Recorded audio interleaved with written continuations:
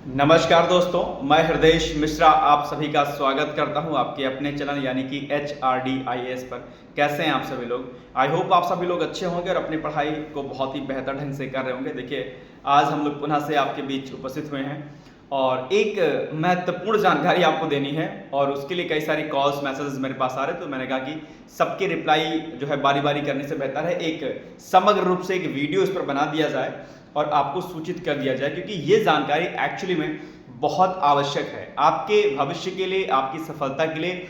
न सिर्फ आवश्यक है बल्कि अपरिहार्य भी है अपने आप में कि आप इस पर फोकस करें और आगे अपनी लाइफ में आगे बढ़ने का प्रयास करें। न्यूज़ क्या है? न्यूज़ है ARO 2026 की वैकेंसी को लेकर, और सबसे बड़ी बात है इसमें मैं आपको पीसीएस की जो वैकेंसी आने वाली है इसके बारे में जानकारी कुछ मैं दूंगा आपको। सबसे पहली बात तो अभी 12 अक्टूबर को जो आपका पीसीएस का एग्जाम प्रस्तावित है, उस एग्जाम के लिए आप सभी लोगों को मेरी तरफ से, पूरे HRDIAS की तरफ से आप सभी लोगों को बहुत सारी शुभकामनाएं हैं। और इसके अलावा दो तीन चीजें आपसे मुझे बात करनी है। सबसे पहली बात तो ये कि जो अभी ARO यानी कि 2026 की वैकेंसी आने वाली है, ये कब तक आएगी, कितनी पोस्टें आएंगी, क्या कुछ क्वालिफिकेशन आदि रहेगी, इस पर हम लोग चर्चा करेंगे। लेकिन इसके पहले एक चीज मैं आपको सूचना दे दूं कि अगर आपका फोकस कोई भी एग्जाम है, ARO है, पीसीएस का एग्जाम है, अगर आपको कोई डाउट है, कोई भी अगर आपको लगता है कि कुछ भी प्रॉब्लम आपको स्टडी में है, तो आप मुझसे सीधे बातचीत कर सकते हैं। हमारे कॉन्टैक्ट नंबर 8604409201, यहाँ पर आप मुझसे बातचीत कर सकते हैं। डिस्क्रिप्शन बॉक्स में नंबर मेरा मेंशन है। इसके अलावा डिकोड एग्जाम पर जो है ARO 2026 की वैकेंसीज के लिए फॉर्म चल रहे हैं, वह मतलब कोर्सेज चल रहे हैं। इसके अलावा पीसीएस 2026 का बैच चल रहा है, ARO 2023 मेंस का मुख्य परीक्षा का बैच चल रहा है। तो आप चाहें तो वहां पर भी आप सेम इसी नंबर पर जो भी जस्ट हमने बताया, वहां पर आप जुड़ करके डिकोड एग्जाम पर आप जो है अपनी तैयारी को कर सकते हैं, क्योंकि वहीं पर मैं आपको बहुत सारे लेक्चर्स में आपको लिए वहां पर लेके आता हूं। तो वहां पर भी आप जो है हमारा आपका कॉन्टेक्ट वहां पर भी रहेगा। इसके लिए भी सेम नंबर वही 8604409201, यहाँ पर आप जो है बातचीत कर सकते हैं। और लाइफ में कोई भी इश्यूज हो, नॉट ओनली स्टडी, अगर आपको लगता है कि किसी ऐसे कॉन्ट्रडिक्शन में आप हैं, किसी ऐसे द्वंद्व में हैं, या कुछ भी ऐसी चीज है जो आपको परेशान कर रही है और आप उससे आगे नहीं बढ़ पा रहे हैं, आपको लगता है ऐसा है, तो उसके लिए भी आप सीधे आप मुझे इसी नंबर पे आप मुझसे कांटेक्ट कर सकते हैं। कोई दिक्कत नहीं है। लेकिन ये ना स्थिति होने पाए कि किसी भी कारणवश आपकी स्टडी ना हो पाए, आप असफलता को प्राप्त करें, ये चीज नहीं होनी चाहिए। जहां देश आगे बढ़ रहा है, समाज आगे बढ़ रहा है, वहां पर आप किसी एक चीज की वजह से आप अपनी सफलता को ना अर्जित कर पाए, ये एक अच्छी बात नहीं होगी। तो मेरा पूरा सपोर्ट है, आप निसंकोच हो कि आप मुझे कॉल व्हाट्सएप कर सकते हैं, कोई इशू नहीं है, ठीक है। ये एक छोटी सूचना थी। अब आते हैं मेन टॉपिक पर, और उसके पहले अगर आप चैनल पर हमारे नए हैं तो छोटी सी रिक्वेस्ट है कि अगर वीडियो हमारा अच्छा लगता है, इन्फॉर्मेशन सही लगती है, तो आप हमारे चैनल को सब्सक्राइब कर सकते हैं। कोई फोर्स नहीं है, लेकिन आप चाहें तो आप सब्सक्राइब कर सकते हैं, ये आपके लिए होगा, ठीक है। चलिए आगे बातचीत करते हैं। देखो, एक बात ध्यान रखना कि 2026 की वैकेंसी, यदि आपने अभी 2023 का एग्जाम दिया था प्री का, किन्हीं कारणों से आपका एग्जाम नहीं हो पाया है, कई सारे कारण होते हैं, पेपर आसान बहुत आ गया है, कि ये भी कारण हो सकता है, कुछ लोग बहुत बहुत टफ पढ़ रहे थे, बहुत हार्ड पढ़ रहे थे कि नहीं सर ये तो बहुत आसान हम नहीं पढ़ेंगे, लेकिन पेपर अब उसी आ गया, तो कई लोगों का नहीं हुआ। कई बार क्या होता है, कुछ चीजें जो आयोग करता है, आप जानते होंगे, कुछ क्वेश्चंस को की एंट्री करना, कुछ को आउट करना क्वेश्चंस को, ये सब एक बड़े कारण जो है होते हैं कई न बार सिलेक्शन में। तो अगर किन्हीं कारणों से 2023 प्री में आपका नहीं हो पाया है, तो आपको हताश नहीं होना है, निराश नहीं होना है किसी भी बात को लेकर के। कई बार आप हताश हो जाते हैं, निराश हो जाते हैं, और मन में एक निगेटिविटी क्या आती है आपके मन में कि यार अपन अब नहीं कर सकते हैं, है ना। फीमेल्स के साथ एक बड़ी प्रॉब्लम होती है, प्रेशर होता है। बहुत सारी लड़कियां अपने माता पिता से, सास ससुर से, पति से लड़ करके तैयारी करते हैं, और एक बड़ी उम्मीद, एक बड़ी जो है बेसब्री रहता है उनको सिलेक्शन का, लेकिन जब उनको असफलता हाथ मिलती है तो निश्चित तौर पर एक बड़ी पीड़ा होती है, और इस पीड़ा से उबर नहीं पाती है ना। बच्चे भी, जो लड़के हैं, फीमेल पर्सन हैं, वो भी नहीं उबर पाते हैं। लेकिन मैं आपसे इतनी बात कहना चाहता हूं कि आपको हताश नहीं हो रहा है, निराश नहीं होना, क्योंकि कहा जाता है कि न रहो न निराश करो मन को, कुछ काम करो कुछ नाम करो, जग में रह करके कुछ नाम करो, है ना। लाइफ में उतार और चढ़ाव यानी कि संघर्ष का आना तय है, और संघर्ष के बाद यदि आप मेहनत करते हैं, शिद्दत के साथ यदि आप पेशेंस रखते हैं, धैर्य रखते हैं, तो निश्चित तौर पर आपको सफलता मिलती है। कई बार हम लोग जो है बहुत बारी की असफलताओं से, निराशा से घिर जाते हैं, लेकिन मैं आपसे इतना कहना चाहता हूं कि आपको निराश नहीं होना है। निराशा वो एक बड़ा बैरियर आपकी लाइफ में है कि जब आपको बहुत नॉलेज होती है, कई बार क्या होता है आपको सब कुछ पता होता है, सारी चीजें पता होती हैं, लेकिन नेगेटिविटी इस कदर आपको हावी आपके ऊपर हो जाती है कि आप चाह कर भी नहीं पढ़ पाते हैं। मैं आपसे एक बात कहना चाहता हूं कि जीवन आपके सामने एक है, या तो हताशा से आप जो है इतने ज्यादा अपने ऊपर उसको हावी कर लीजिए कि पढ़ाई लिखाई छोड़ करके जो कुछ करना आप वो कीजिए, या फिर अपने आंतरिक शक्ति को पहचानिए। कई बार क्या होता है कि अपने आंतरिक शक्ति को नहीं पहचानते, और ना पहचानने की वजह से कई बार क्या होता है हम हताशा को प्राप्त करते हैं। इसलिए अपने आंतरिक शक्ति को अपने बाह्य शक्ति के साथ, आंतरिक शक्ति कौन सी है आपकी, आपका मन है, आपकी धड़कनें हैं, आपकी आत्मा है, इस आत्मिक शक्ति को अपनी बाह्य शक्तियों के साथ, बाह्य शक्ति कौन सी है आपकी, बाह्य शक्ति आपके ये हाथ हैं, इस हाथ में जो कलम आप पकड़ते हो आपकी क्या ताकत है, इस अपनी आंतरिक शक्ति को अपनी बाह्य शक्तियों के साथ समायोजित कीजिए, और जो परिणाम आपका है उस परिणाम के बारे में सकारात्मकता के साथ सोचिए, और उस परिणाम को प्राप्त करने के लिए जो कर्म करना चाहिए उस कर्म को करिए, और फिर देखिए कि निश्चित तौर पर आपकी जो भी मनोकामना होगी सफलता को लेकर के निश्चित तौर पर वो प्राप्त होगी, पूर्ण होगी वो। लेकिन इसके लिए आपको धैर्य रखना पड़ेगा, बिना धैर्य के आप चीजों को नहीं कर सकते हैं। तो एक बात तो यह है। बात कर लेते हैं 2026 के आरओ एग्जाम की, क्योंकि आपके मन में डाउट जो है लग रहा होगा बार बार। देखिए 2026 की वैकेंसी आने वाली है, कब आएगी ये कोई नहीं कह सकता है, लेकिन ये जानकारी मैं दूं, लेकिन उसके पहले मैं आपको सूचना एक और दे दूं कि 2026 का जो कैलेंडर आपका एग्जामिनेशन कैलेंडर है वो संभवतः नियमित हो जाएगा अगले वर्ष से। नियमित क्यों हो जाएगा, क्योंकि आपको अगर थोड़ा सा अगर आप माइंड पे अपने जोर डालेंगे तो आप नोटिस करेंगे कि आयोग के अध्यक्ष का यही अल्टीमेटली जो है गोल था कि जो भी प्रतियोगी परीक्षाएं पीसीएस से हों वो एक वर्षीय हो जाए, मतलब कि जो जिसमें क्या कहते हैं एग्जाम प्रीमियस होता है वो ऐसा ना रहे कि इस वर्ष एग्जाम हो, मतलब नोटिफिकेशन है और अगले वर्ष उसका एग्जाम हो और फिर वो फाइनलाइज हो, ऐसा ना हो। जैसे पीसीएस का एग्जाम अगर नियमित कैलेंडर हो गया तो पीसीएस 2026 का एग्जाम मार्च अप्रैल तक हो जाएगा, उसके बाद 4-5 महीने में अक्टूबर नवंबर तक जो है अपना अक्टूबर जो है सितंबर मान लीजिए मैक्सिमम सितंबर तक अपना मेंस हो गया, फिर इंटरव्यू अक्टूबर नवंबर तक, फाइनल जो है रिजल्ट आपका दिसंबर तक आ जाएगा। यही रणनीति जो है आयोग चाहता है 2026 के कैलेंडर में और 26 के एग्जाम को लेकर। तो अगर इस बिहाफ पे आप नोटिस करेंगे तो आप पाएंगे कि 2026 में जो आपकी आरओ की परीक्षा होगी बहुत डिले उसमें नहीं होगा, टाइमली हो जाएगा। वैसे भी 2023 में वैकेंसी आई हुई थी, बहुत सारी पोस्टें खाली हो गई होंगी, बहुत सारे रिटायर हुए होंगे लोग, है ना, प्रमोशंस बहुत सारे हुए अभी बीच में आप जानते होंगे। तो डेफिनेटली जो है सचिवालय में कार्य तो होगा और उसके लिए सिंपल सी बात है कि न्यू जॉइनिंग होनी चाहिए। तो ऐसे में कहीं ना कहीं जो है आपके सामने फॉर्म आएंगे, नोटिफिकेशन जल्द आ सकता है, आने को तो हो सकता है कि जनवरी फरवरी में भी आ जाए, या फिर अगर इन केस नहीं आता है तो आप ये मान के चलिएगा कि जून के पहले या जून तक, मई जून तक आ जाएगा, और उसके 1-2 महीने बाद आपका एग्जाम हो जाएगा। बहुत डिले नहीं होगा, ध्यान रखिएगा इस बात का। अब कुछ लोग सोच रहे होंगे कि यार अभी तो फॉर्म नहीं आएगा, अभी तो नोटिफिकेशन नहीं आएगा, जून तो बहुत लंबा टाइम है, अभी क्यों पढ़ें। ये आपकी असफलता में सबसे बड़ा बाधक होता है। आप क्या कर सोचते हैं अभी टाइम बहुत है, टाइम बहुत है, इस बिहाफ पे आप स्टडी नहीं करते, किसी अदर एग्जाम पे आप लग जाते हैं। ध्यान रखिएगा कि आरओ एआरओ का एग्जाम इतना आसान है नहीं जितना आसान आपने उसे समझ लिया है। ये बात मैं बहुत जिम्मेदारी पूर्वक कहता हूं, एक लंबा एक्सपीरियंस इस फील्ड का रहा है, तो मैं आपसे बस इतनी अपेक्षा करना चाहता हूं कि आप ये कतई मत सोचिए कि आपके पास टाइम बहुत है, आपके पास टाइम बिल्कुल भी नहीं है। ये बात ध्यान रखिएगा, क्योंकि अभी तो अक्टूबर महीना आपका चला गया अल्टीमेटली, है ना, निकल गया, दिवाली होली में, इसमें दिवाली में निकल जाएगा आपका। नवंबर दिसंबर जनवरी ठंडी इतनी होती है, दिमाग आपका वैसे ही खराब रहेगा, आप पढ़ाई लिखाई नहीं करेंगे, मैं जानता हूं, ठीक है। फिर आपका उधर जनवरी बीत जाएगा लगभग, फिर आ जाएगा फरवरी मार्च। फरवरी तो 28 दिन की होती है, जानते हैं, कुछ पता ही नहीं चलता फरवरी का। मार्च में फिर होली आ जाएगी आपकी, अब फिर उधर से गर्मी होना स्टार्ट हो जाएगा, फिर पढ़ने का मन नहीं करेगा, अरे यार गर्मी लग रही, उमस हो रही है। फिर हो सकता है कि आप एमए के कुछ एग्जाम लग जाए, बीएड के कुछ एग्जाम लग जाए, तो उसमें आप फंस जाएंगे।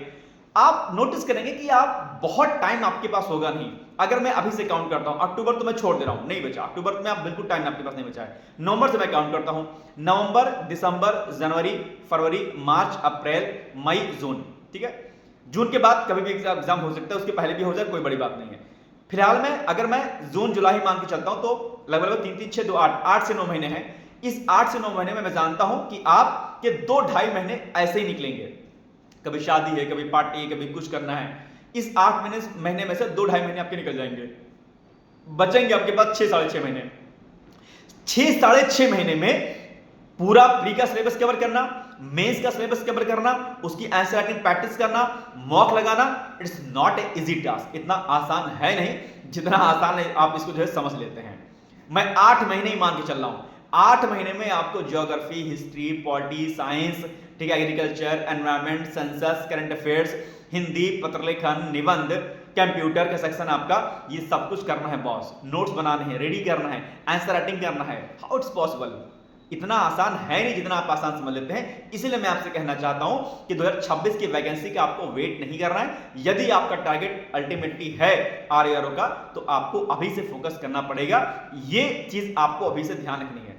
ध्यान रखिएगा कि विजेता वही होता है जो नोटिफिकेशन का इंतजार नहीं करता है, क्योंकि नोटिफिकेशन के बाद आपके पास समय नहीं रहता और अल्टीमेटली इतना ज्यादा आपके पास प्रेशर हो जाएगा नोटिफिकेशन के बाद कि आप नहीं कर पाओगे। आपको घटना चक्र प्रॉब्लम लगानी है, आपको प्रीवियस ईयर क्वेश्चन पेपर पढ़ने हैं, लगाने हैं, आपको मॉक लगाना है, आपको सारे बुक्स पढ़ने हैं, उसके नोट्स बनाने हैं, आंसर प्रैक्टिस करनी है, ये सारा काम करना है। हाउ इट्स पॉसिबल कि इतना इजीली आप इसे कर ले जाएंगे? इतना आसान है नहीं बॉस।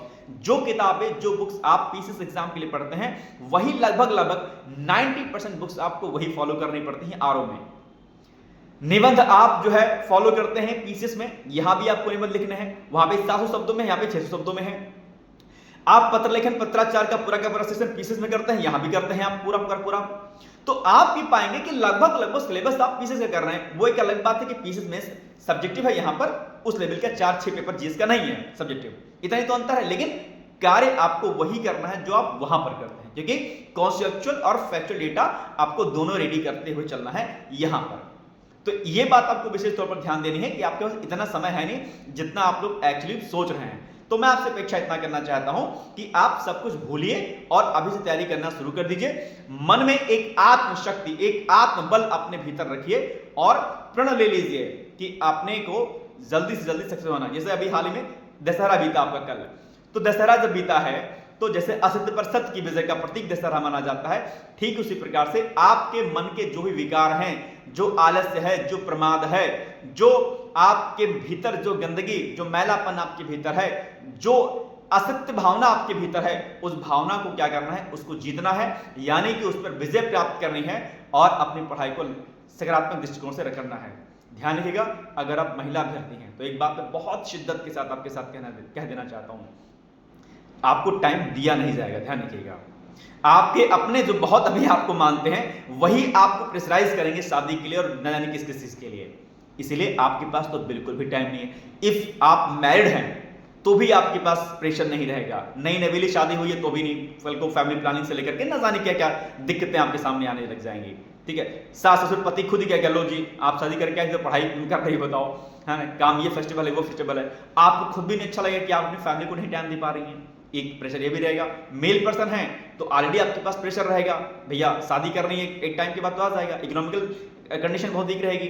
अच्छा, आप घर में तो बीवी आएगी आपके पास में, आप पैसा नहीं कमाओगे तो क्या खिलाओगे उसको, है ना, 2 डंडा आपको और मारेगी। बताओ यार, शादी से कर लिया है, किताब खोल के पढ़ रहे हैं, बताओ हमको तो फला फला सामान चाहिए, दे ही नहीं रहे, बताओ है, खुशियां हमें चाहिए थी, ये तो पढ़ाई कर रहे हैं अपना, या नहीं करे कुछ कीजिएगा तो भी पैसा नहीं आएगा। अर्थ बहुत महत्वपूर्ण है। 4 जो पुरुषार्थ बताए गए उसमें क्या कहा गया? धर्म अर्थ काम मोक्षाणाम सद्धन सिद्धि भवे नाम। धर्म के बाद काम नहीं आता, धर्म के बाद अर्थ आता है, अर्थ के बाद फिर काम आता है, फिर मोक्ष का नंबर आता है। इसलिए धर्म के बाद जो है अर्थ का मुद्दा आता है। इसलिए जब तक पैसा नहीं है तब तक आप कुछ कर नहीं सकते। आप कुछ भी कार्य कर लीजिए, आप जीवन में कुछ भी करना चाहते हैं बिना अर्थ के आप कर नहीं सकते हैं बॉस, ध्यान रखिएगा। आप बहुत बड़े सामाजिक व्यक्ति बनना चाहते हैं, आप लोगों की सेवा करना चाहते हैं, किसी गरीब की सहायता करना चाहते हैं, अनाथालय चलाना चाहते हैं, ठीक है, कोई भी कार्य करना चाहते हैं, अगर आपके पास पावर नहीं, अगर आपके पास पैसा नहीं है तो आप शून्य कहलाएंगे। आप लाख अच्छे हो, अगर आपके पास सक्सेस नहीं है, ध्यान रखिएगा, अगर आपके पास कामयाबी नहीं है तो आप सड़क पर बोलते रहिए, ज्ञान देते रहिए, कोई नहीं सुनेगा। वहीं अगर आप एक मंत्री हैं, विधायक हैं, आप एक अधिकारी हैं, आप आरओ हैं, या आप डिस्ट्रिक्ट मजिस्ट्रेट हैं, एसडीएम हैं, या कोई अन्य बड़े पद पर हैं, और आप किसी बड़े कॉन्फ्रेंस में आप जाते हैं तो कहेंगे डीएम साहब आ गए, आरओ समीक्षा अधिकारी सचिवालय में है ना, तब आपको, क्योंकि आपका नाम आपके नॉलेज से नहीं होता है। आजकल ये नॉलेज कैल्यूट चल रहा है भाई, आप कितने नॉलेजेबल हैं डजंट मैटर, ठीक है। तो कई बार मैं ही टीचिंग करता तो कहते हैं सर आपका सिलेक्शन हो गया क्या, आप क्या कीजिएगा, मेरे पास कोई उत्तर नहीं होता, मैं क्या बोलूं उसको। मेरी हाई क्वालिफिकेशन है, एक टॉप यूनिवर्सिटी से पढ़ के आया हुआ हूं, टॉप पर रहा हूं हर चीजों का, ठीक है, हर एक फील्ड की नॉलेज है, साइंस विज्ञान कला किसी भी क्षेत्र में आप मुझसे पूछ लीजिए। लेकिन कई बार पद को लेकर मुझे खुद गिल्ट फील होता है कि अगर पद होता तो शायद आप मेरी बातों को और बेहतर समझ पाते। लेकिन एक बात ध्यान रखिए, असफल व्यक्ति सफल व्यक्ति से ज्यादा जानकारी रखता है, ठीक है। लेकिन दिक्कत वही है ना कि आप, अगर मैं डिस्ट्रिक्ट मजिस्ट्रेट होता अभी, शायद आप मेरी बात को और शिद्दत के साथ सुनते समझते, आप मेरा चैनल और तेजी के साथ जो है बढ़ता आगे। नोटिस किया होगा आपने लोगों ने इस बात को कि जो सेट हो गए होते उनका चैनल एक दिन के अंदर इतना ग्रो कर जाता है। क्यों?